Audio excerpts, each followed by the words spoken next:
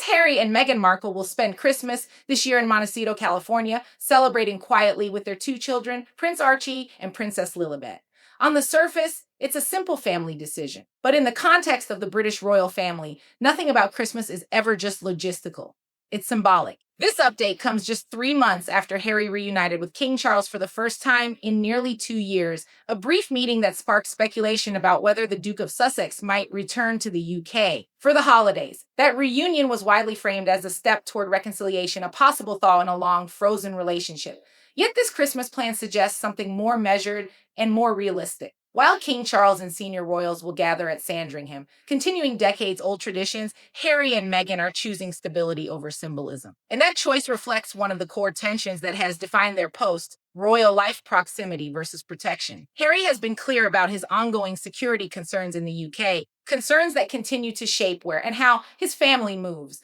Reconciliation, in this sense, isn't just emotional, it's practical. It requires trust, time, and conditions that Harry has repeatedly said are not yet in place. There's also a deeper shift at work. For years, Christmas at Sandringham represented inclusion, legitimacy, and belonging within the royal system. Harry and Meghan once occupied that space in 2017 and 2018 before everything changed. But the California Christmas they've built since stepping back from royal duties reflects a different definition of family life, one centered on autonomy rather than tradition.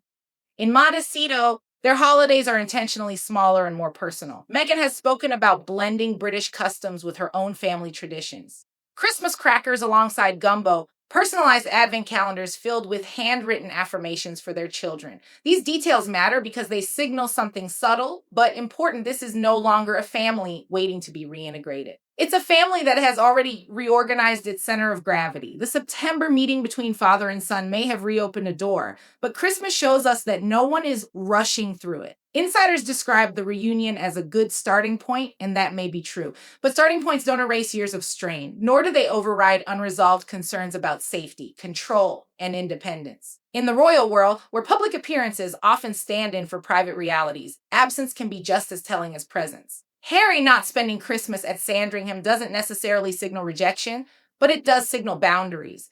And perhaps that's the most honest takeaway here. This isn't about choosing Montecito over the monarchy. It's about choosing a version of family life that feels secure, predictable, and self-directed. Reconciliation, if it comes, will likely be gradual and conditional, not wrapped in tinsel and tradition, but built quietly, one careful step at a time. Sometimes the most meaningful statements aren't made in speeches or ceremonies. They're made in where and with whom you choose to go home for Christmas.